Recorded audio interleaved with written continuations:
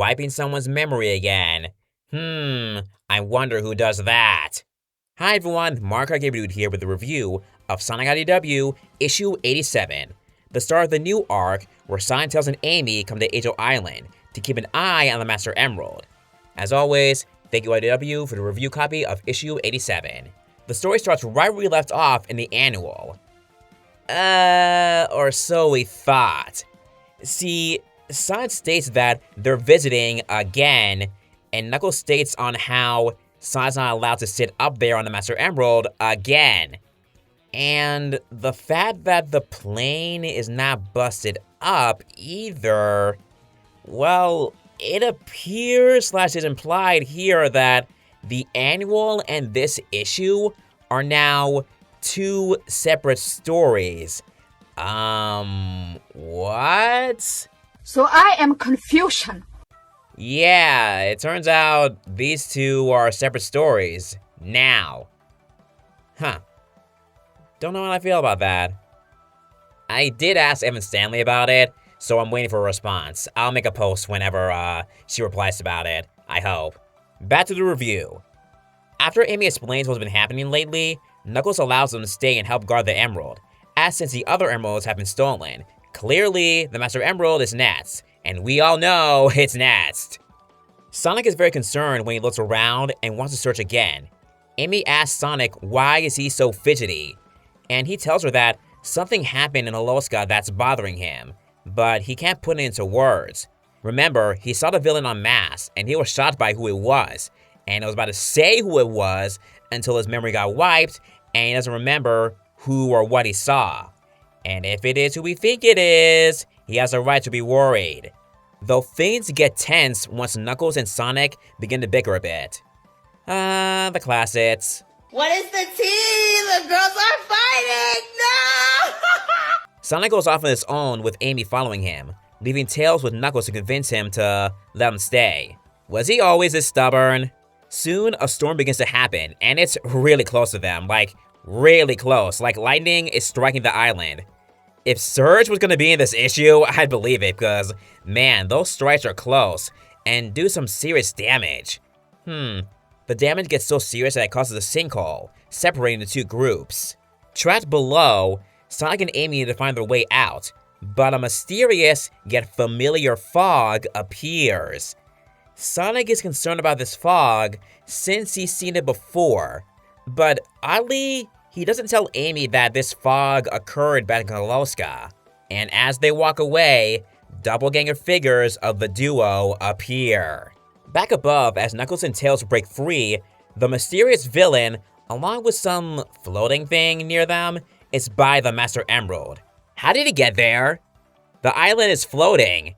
How did he get there? Knuckles is about to make quick work of him, but the villain grabs his face. Knuckles is in a daze, and he forgets what happened. Oh, for the love of, it's Starline! I told you. What did I tell you? Didn't I tell you? Can't remember. Person in a daze. All the signs. Are you guys still not convinced? Tails decides to go after them alone, not before getting scared of lightning again. We return with Sonic and Amy, and they spot another way. And Amy decides to split up. No, that's a bad idea. Alone? This is no time to go the Scooby-Doo route of splitting up. Sonic goes in that way that is spotted, and it's a dead end. He spots Amy's shadow, but it's not Amy. The real Amy, in the other way, also finds no leads. Sees Sonic, but it's not Sonic. Back with Knuckles and Tails, he shouts for Tails, concerned for him. He begrudgingly leaves the Emerald alone to look for Tails. It gets more serious when the doppelgangers begin to taunt Sonic and Amy. Amy's doppelganger telling Sonic, if your friends are useful in your little adventures, will you finally pay attention to them? And then Sonic's doppelganger telling Amy that, take charge, go getting attitude. Who are you? Who are you trying to impress? Ooh, this dialogue.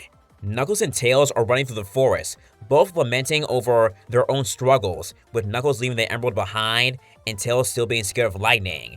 And the story abruptly ends with Tails and Knuckles saying this isn't like them, and vice versa for Sonic and Amy, still thinking who they're talking to is the real deal. And that's how the story ends, again, abruptly. Alright, so apart from this story now being separate from the annual being confusing, I have some theories about the storm going on. I think it's the villain causing it, because it's this extreme that it makes for a great cover to get to the emerald. Not just that, but the fog just happens to be below where Sonic and Amy are, and the villain just happens to be there, and the chance of the emerald being unguarded? I don't know. Seems like too coincidental. Though the only argument here is how would they be controlling the weather? So, who knows, maybe it is really just a coincidence. And yes, this is definitely Starline. Guys, Sonic recognized the person under the mask. He wouldn't be shot like this if he didn't recognize who it was. He went like, oh, no way! Guys, the monster's being controlled by...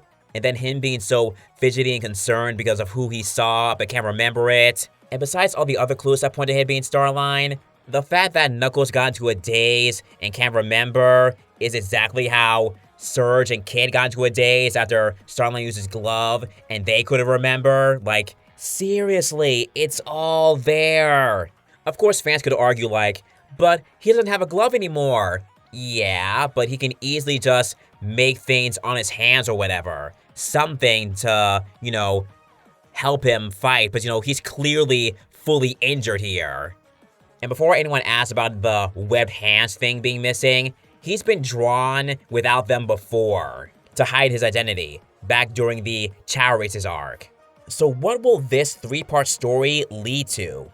Will the Master Emerald be stolen? No clue. We'll find out in the next issue, releasing in July, August 5th. Ugh. Must we deal with delays for all eternity? Seriously, now every other comic issue we can't expect to release on the same day anymore because of all these delays. Ugh.